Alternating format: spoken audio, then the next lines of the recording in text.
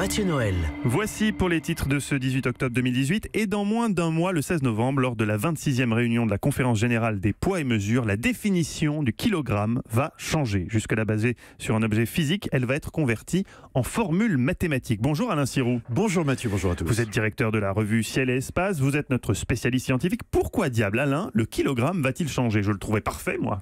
Ben oui, mais le problème, c'est que ça marche plus. C'est qu'il n'est pas assez précis. Alors, mais ça veut dire quoi, pas assez précis? Pas assez précis, ça veut dire que quand vous pesez quoi que ce soit, qu'est-ce que c'est qu'un kilo? Un kilo, c'est quelque part un étalon. Et le kilo, le vrai kilo, qu'on appelle le grand K, en fait, c'est un cylindre de platine, d'iridium, qui se situe pas très loin de Paris, qui est au pavillon de Breteuil, au Bureau international des poids et mesures, et qui était enfermé dans un coffre depuis 1889. Alors ça, c'est la référence. C'est toujours valable aujourd'hui, ça. C'est toujours valable. Le problème, Mathieu, c'est que alors il est sous 3 cloches de verre, il est dans un coffre, il y a 3 personnes qui ont 3 clés, etc.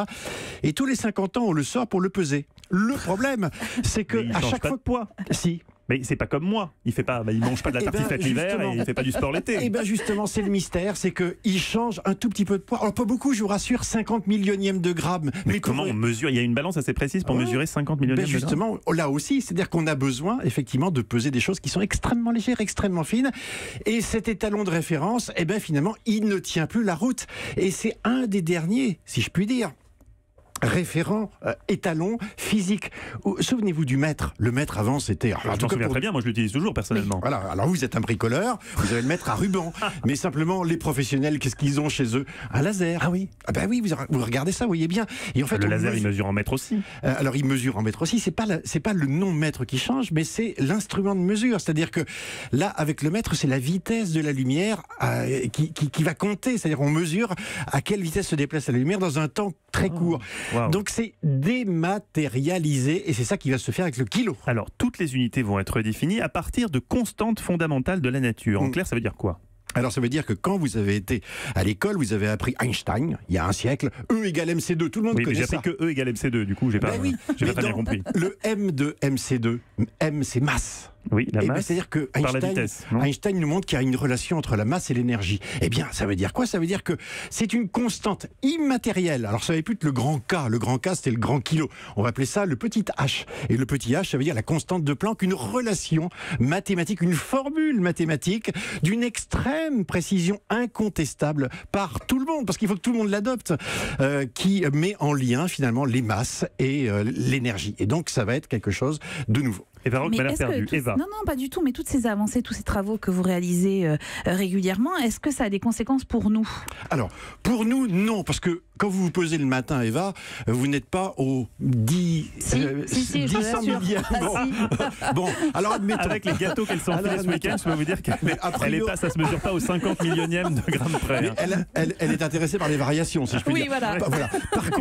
Par contre, effectivement, vous avez plein aujourd'hui d'activités. Je pense en particulier à la pharmacie, quand vous devez peser des molécules. Je pense à toutes ces activités qui nécessitent que ça soit extrêmement précis, presque à l'atome près. Et puis surtout, il faut que ce soit vrai partout. Il faut que ce soit absolument vrai partout. C'est-à-dire que ça soit vrai en France, aux États-Unis, en Russie. En fait, c'est une forme d'universalisme que vous recherchez. Attendez, stop. C'est un universalisme. Dans le monde anglo-saxon, il y a les pounds, il y a les livres, c'est pas les kilos. Alors comment on fait là? Ça va être encore un beau foutoir, Alain Sirou, je vous le dis. On fait avec. Parce que quand vous parce qu'eux, ils changent pas.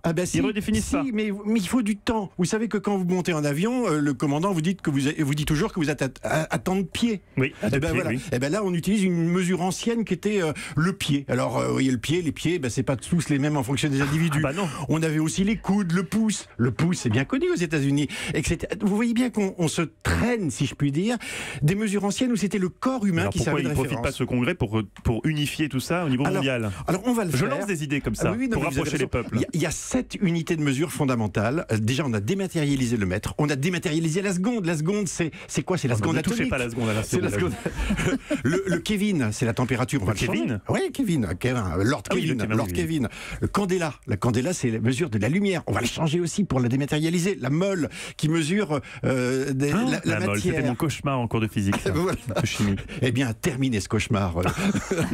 Il va être dématérialisé. Ce qui est intéressant, c'est qu'au bout du compte, on voit qu'on a une extrême précision, mais plus de référence physique. Ça arrive tous les combien de temps qu'on modifie comme ça les unités de mesure? Ça n'est jamais arrivé. C'est-à-dire que non, parce que on rentre dans un monde où finalement on est au milliardième de seconde de poids et ça on n'a jamais fait ça. Jamais eu d'instrument aussi performant et aujourd'hui il faut des mesures qui le permettent. Merci beaucoup Alain Sirou, consultant scientifique d'Europe 1. En attendant ce grand colloque international, sachez qu'une exposition vient d'ouvrir à Paris sur les 7 unités de mesure de base. Ça se passe au musée des Arts et Métiers. Merci Alain Sirou, éminent directeur de la revue Ciel et Espace.